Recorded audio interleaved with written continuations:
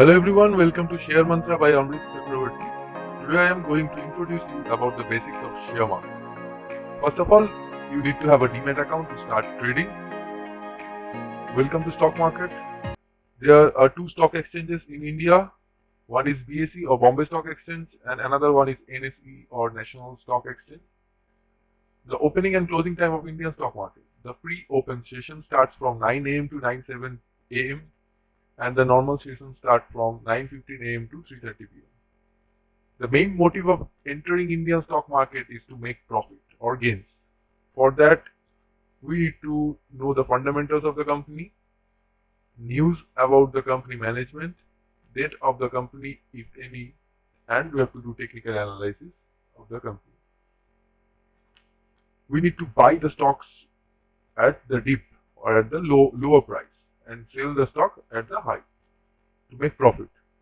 We need to be confident enough on our purchased stock. For example, we bought a stock at a particular price and after that the price of the stock decreases. We should not panic and sell it at a lower price. We should hold the stock until the stock price again rises up and we should sell it after that at a profit. Steps in the fundamental analysis of the company. There are various steps like economic analysis, industry analysis and company analysis.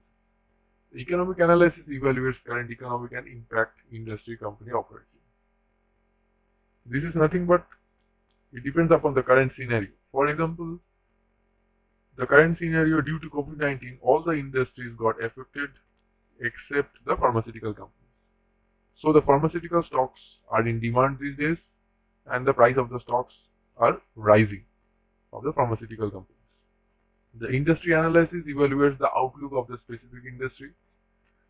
The company analysis, it evaluates the company's strength and weakness like promoter shareholdings, the mutual fund shareholdings in that company, debt of the company if any, profit margin. Profit margin helps to understand the profitability of the company and also helps to understand how well the company is utilizing its resources to generate profit for the shareholders. We need to take a close look at the Q1, Q2, Q3, Q4 results of the company and also the profit earned by the company in the past few years. The technical analysis of the company depends upon the market cap, dividend, book value, PE ratio and the ROE. Market cap is nothing but the total value of all the company's shares or stock. Dividend is the payment to the shareholders by the company.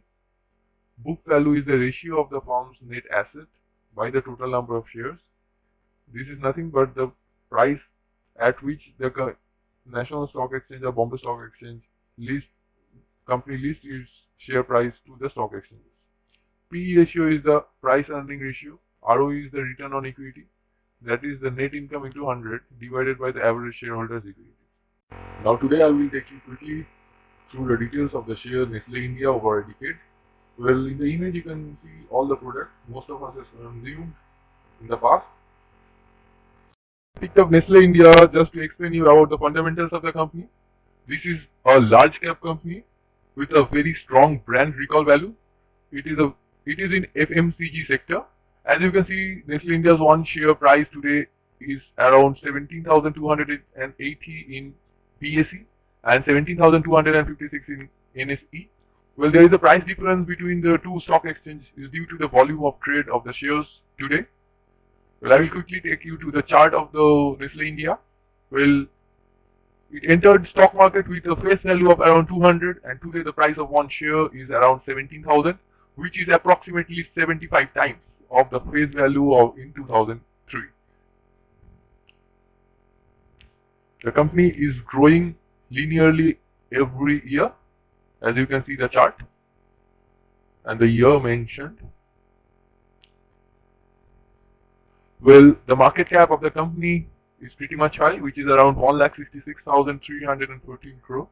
The PE ratio is also pretty much high, which is a threat, 81. The book value is 200. It is the price at which the company listed its share to the stock exchange.